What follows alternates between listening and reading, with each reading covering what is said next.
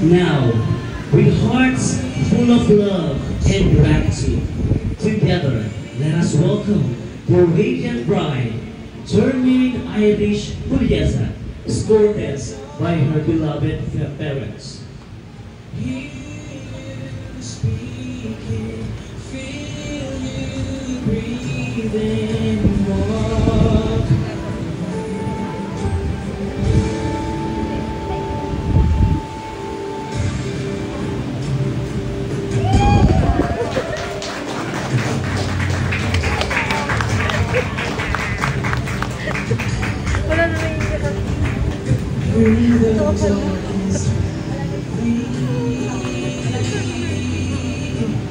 I know that you're with me. Your presence fill me with assurance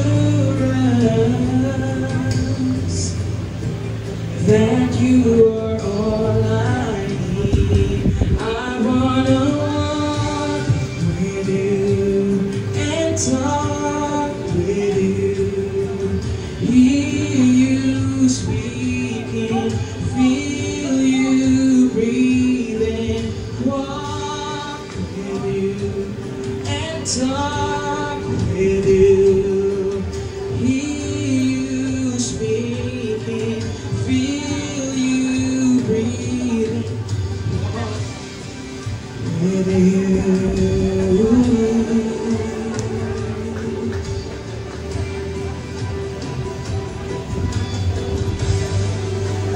I wanna know not just about you, wanna be with you, not just the quality of your marriage will reflect by what you put in nurturing this relationship. You have the opportunity to go forward from this day to create a faithful, kind, and tender relationship. We bless you to this day. It is up to you to keep the blessing flowing every day in your lives together. We wish you more in wisdom, passion, and constancy in creating a peaceful sanctuary in which you can both grow in love.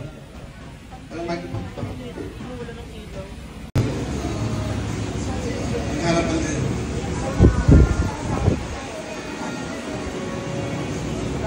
Harap ka sa kanya. Ay, gusto mo kayo kung paano ba?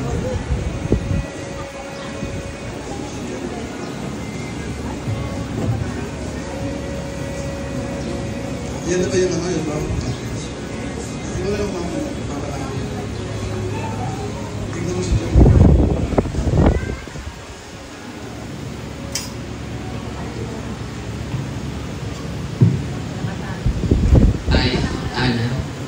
Take your maid to be my wedded wife.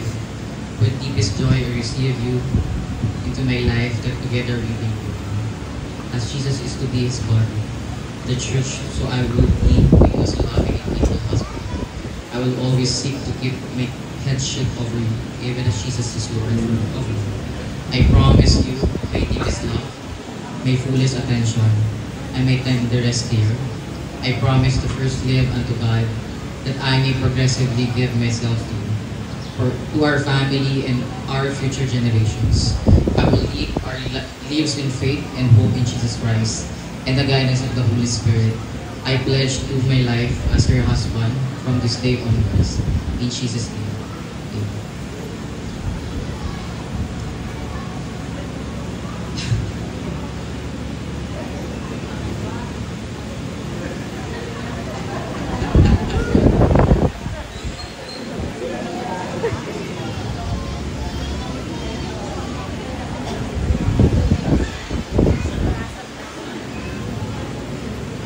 Amen.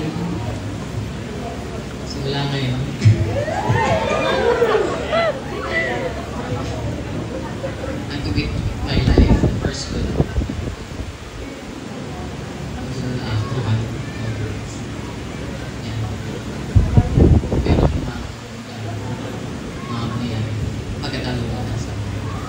His love.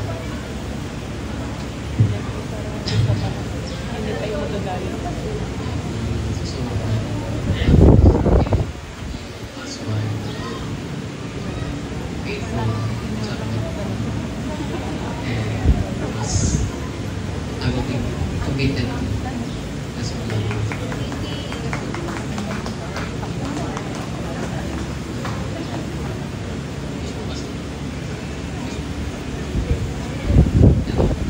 Me, my love, my partner, and my best friend. Today, as I stand before you, may overwhelm with gratitude. Because somehow in this fast world I found.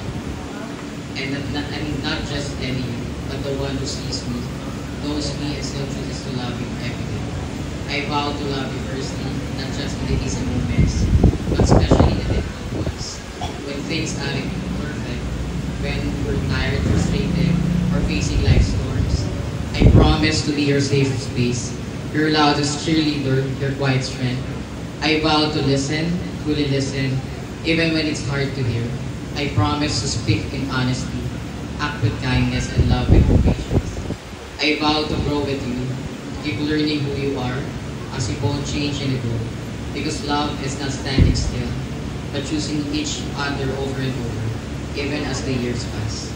I vow to celebrate your wins like they're mine, and to hold your heart gently when the world feels heavy. I will laugh with you, cry with you, and walk beside you. Not ahead, not behind, but always with you. You are my once in a lifetime, my answered prayer, my greatest joy. And for the rest of my days, I will choose you again and again, always.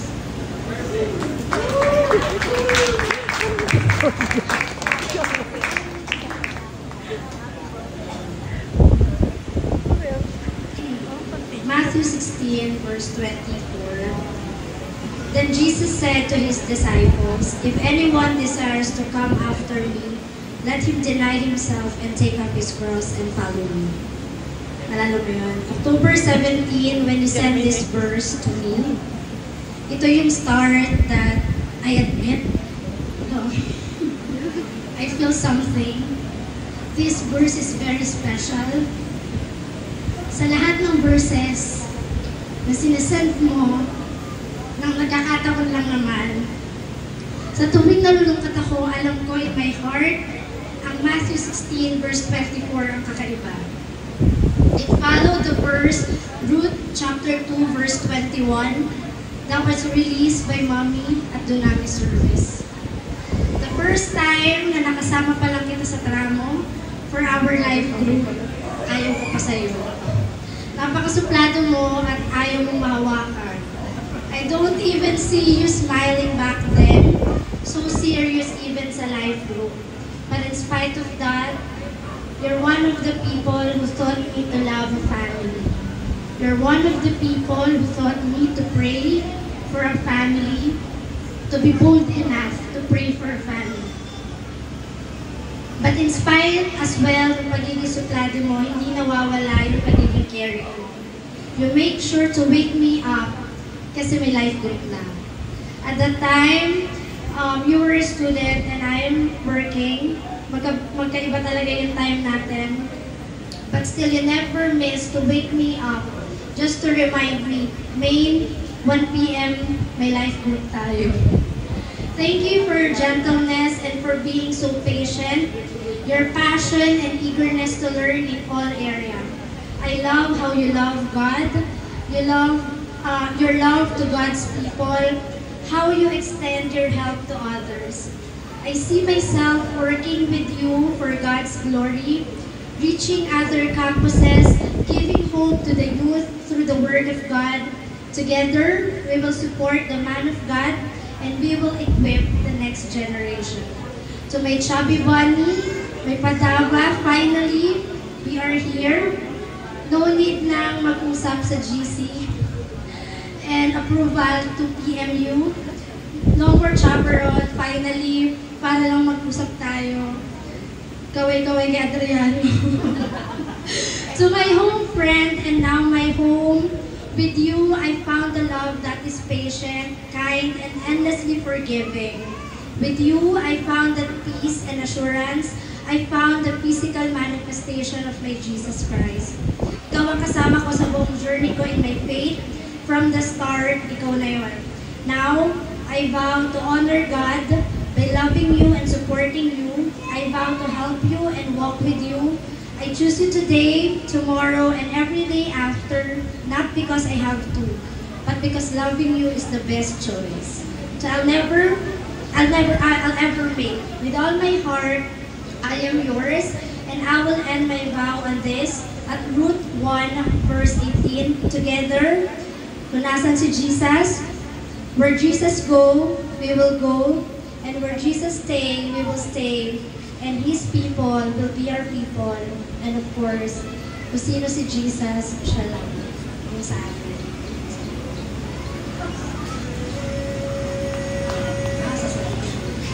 Ang masasabi ko lang, Alan, thank you. Thank you for being there.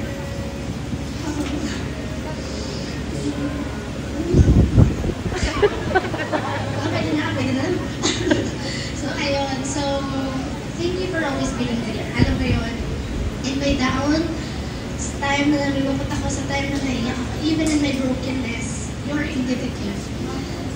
Ever since na pinag-isahan ng Genesis chapter 2 verse 18 and I-reveal to you in my dreams, I'm very thankful to God na ikaw yun. And ever since naman ikaw naman ang kasama. So thank you for the patience. Habaan mo pa please. And ayun lang. So thank you.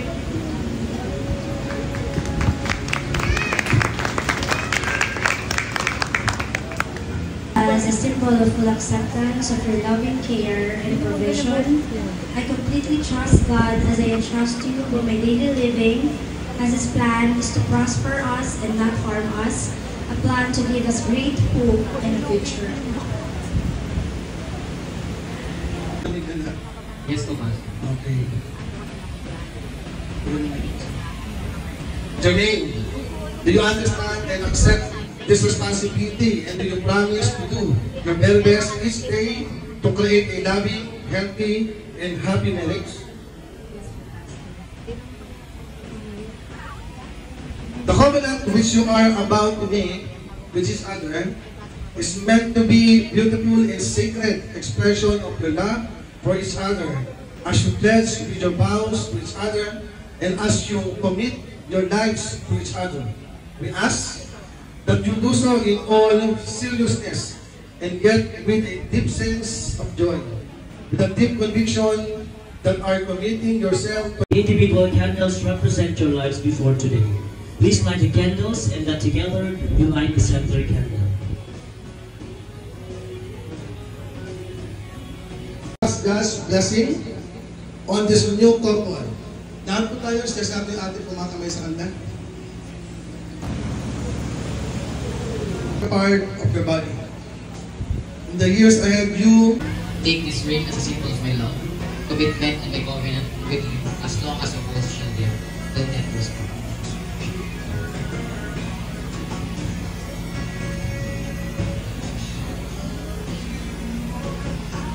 Alan, I take you completely as my husband. In all the way life will find us. I shall thank you in sickness and rejoice with you in health. Take this ring as a symbol of my love, commitment, and my covenant with you as long as we both shall live till death do us part.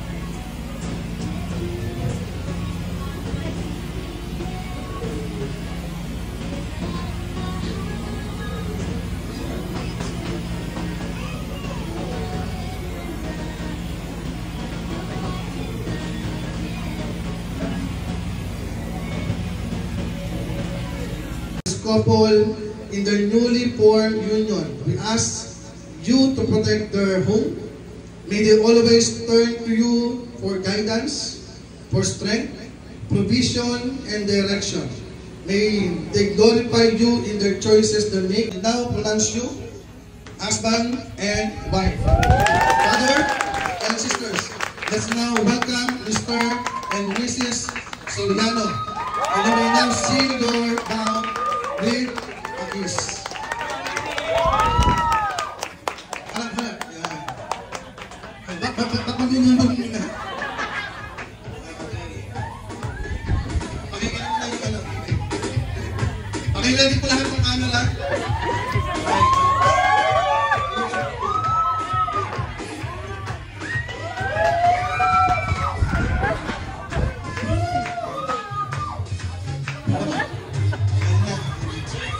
Okay. Okay, lahat na count, 1, 2, 3. Okay, hawakan mo na yung kanyang face. Eh, kung hindi mga tao. Dumatak na lang isabay.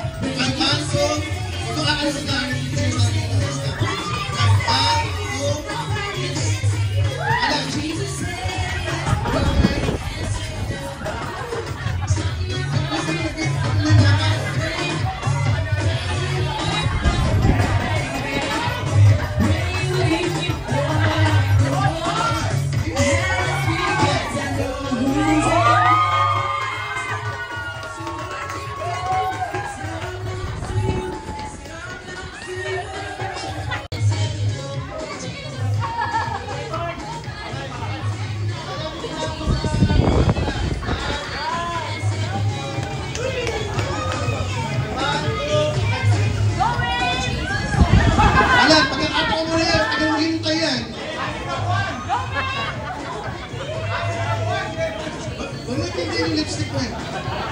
Alan, halakan mo lang.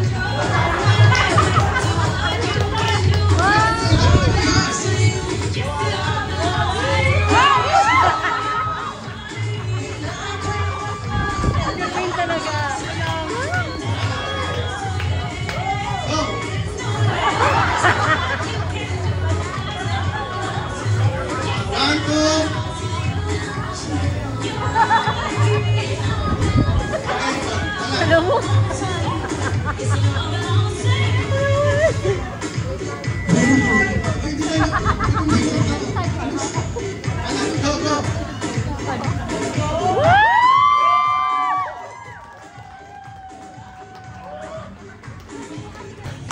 Ay, ganito na lang po. Let us count 30 seconds. Ay.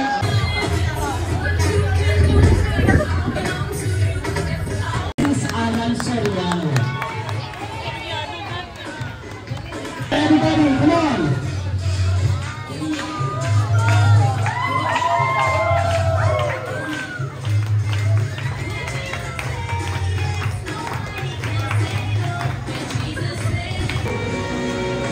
As wine ferments, it becomes more flavorful and more exciting. Make her what you want her to be. I pray to hear her heart. I pray she'll love you more. I pray to cherish and serve her.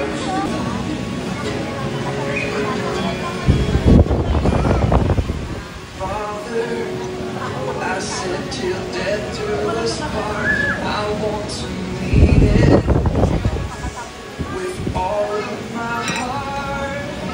Help me to love you more than I love her. You know I can love her more than anyone and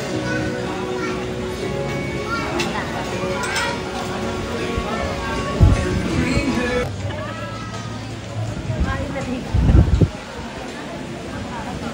This act symbolizes their commitment to sharing life's journey together and is a public display of their love and unity.